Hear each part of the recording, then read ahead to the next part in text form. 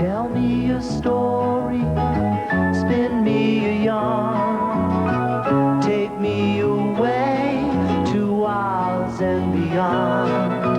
Leave me a tale filled with legend and lore of places I've never been to before.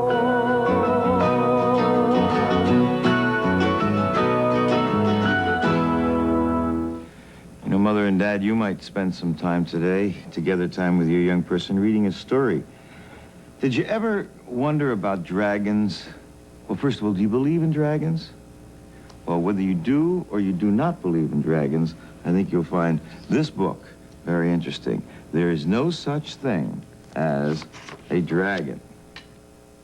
Billy Bixby was rather surprised when he woke up one morning and found a dragon in his room. It was about the size of a kitten. The dragon wagged its tail happily when Billy patted its head.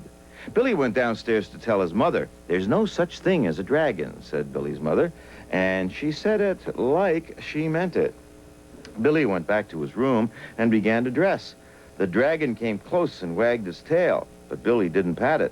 If there's no such thing as something, it's silly to pat it on the head. Billy washed his face and hands and went down to breakfast. The dragon went along. It was bigger now, almost the size of a dog. Billy sat down at the table. The dragon sat down on the table. This sort of thing was not usually permitted, but there wasn't much Billy's mother could do about it. She had already said there was no such thing as a dragon, and if there's no such thing, you can't tell it to get down off the table. Mother made some pancakes, but the dragon ate them all. Mother made some more, but the dragon ate those too. Mother kept making pancakes until she ran out of batter.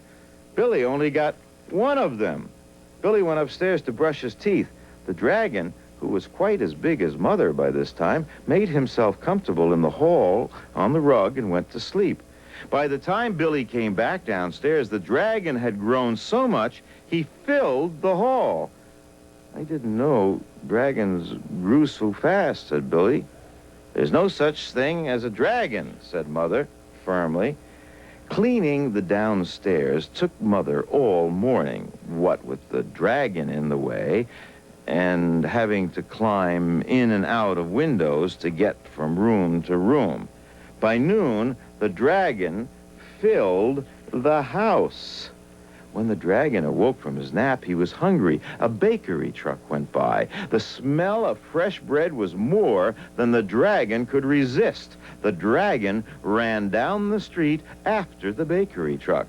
The house went along, of course, like the shell on a snail. The mailman was just coming up the path when the house rushed past him and headed down the street. He chased the Bixby's house for a few blocks, but he couldn't catch it. When Mr. Bixby came home for lunch, the first thing he noticed was that the house was gone. Luckily, one of the neighbors was able to tell him which way it went.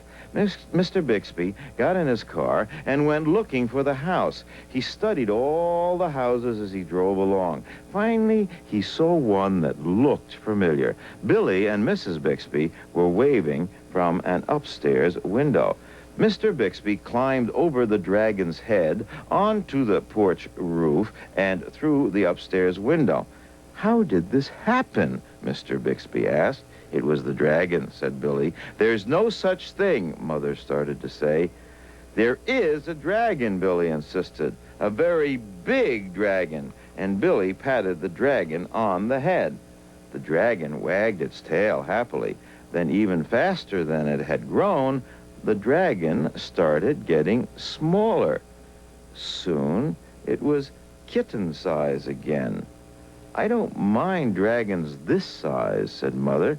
"Why did it have to grow so big?" "I'm not sure," said Billy, "but I think it just wanted to be noticed." Don't we all from time to time?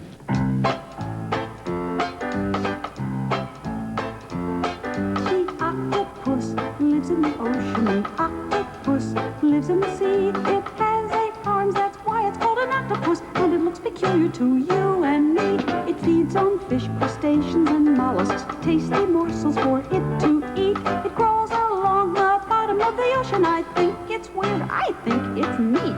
Devilfish we also call them, but they never really swim. They crawl along the ocean bottom, moving slowly limb by limb. And who would guess, under the ocean there lives the octopus crawling around. It looks for food and never bothers anybody, lays its eggs to make its family. The octopus lives in the water. The octopus does what it ought to. The octopus is nothing at all like me. I just made some cocoa, Captain. Would you like some? Oh, I'd love some. Thank you, Kathy. Okay. Oh, I forgot something, Captain, didn't I? If you're going to offer me cocoa, I think you better have a cup, huh? You're right. I'll be right back. Stay here. Okay. Say, did you ever wonder how people got along before they invented the first cup? I guess we'll never know. We weren't there. We were not there. Thirsty. Drink. Water. No, me. Stick!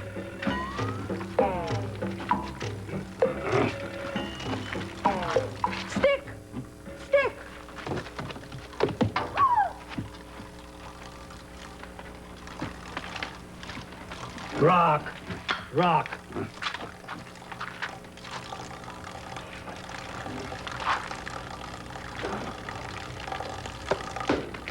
Look! Drink.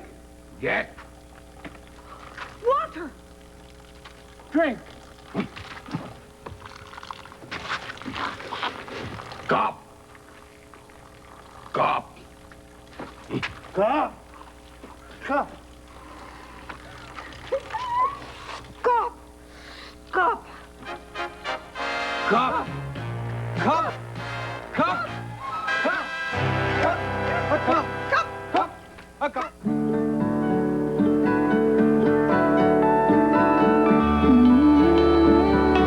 Jenny is my big sister.